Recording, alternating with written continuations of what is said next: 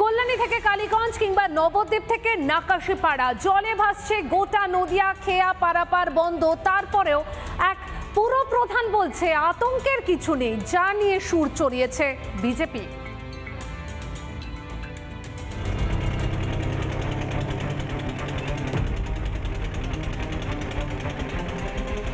রাজ্যে একের পর এক অনুপ্রবেশকারীরা যেরকম ঢুকে পড়ছে সেরকম ভাবেই হু হু করে ঢুকে পড়ছে গঙ্গার জল। কল্যাণী, চাকদা, নবদ্বীপ, শান্তিপুর, নাকাশিপাড়া, কালীগঞ্জ বিস্তীর্ণ এলাকা জলে জলাকার। লাগাতার বৃষ্টি, খুঁজছে নদী, ভাসছে নদিয়া।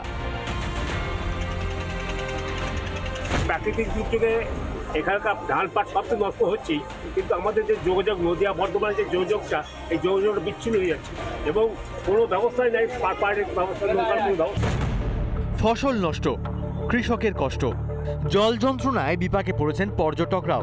আধা ঘন্টা আগে জানতে পারলাম ঘাট বন্ধ হয়ে গেছে।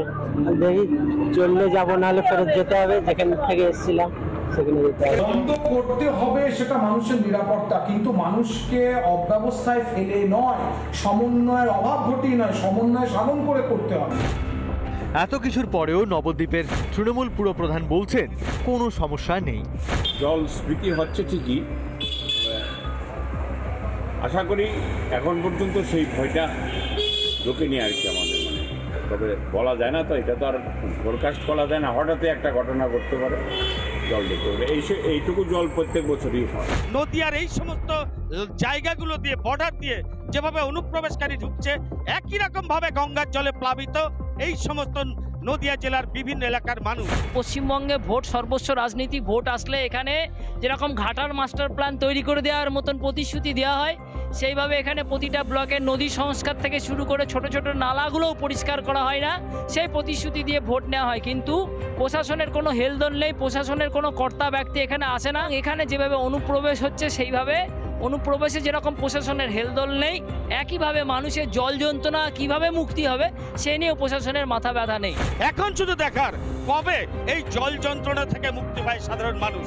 নদিয়া থেকে ভিডিও জার্নালিস্ট লালমোহন দত্তের সঙ্গে পলাশকান্তি মণ্ডল, রিপাবলিক বাংলা, নদিয়া। নানা ধরনের কন্টেন্ট দেখার জন্য লাইক করুন, শেয়ার করুন আমাদের ফেসবুক পেজ, সাবস্ক্রাইব করুন আমাদের ইউটিউব চ্যানেল। পাশাপাশি অন্যান্য ব্রেকিং নিউজের জন্য অবশ্যই চোখ রাখুন রিপাবলিক বাংলায়।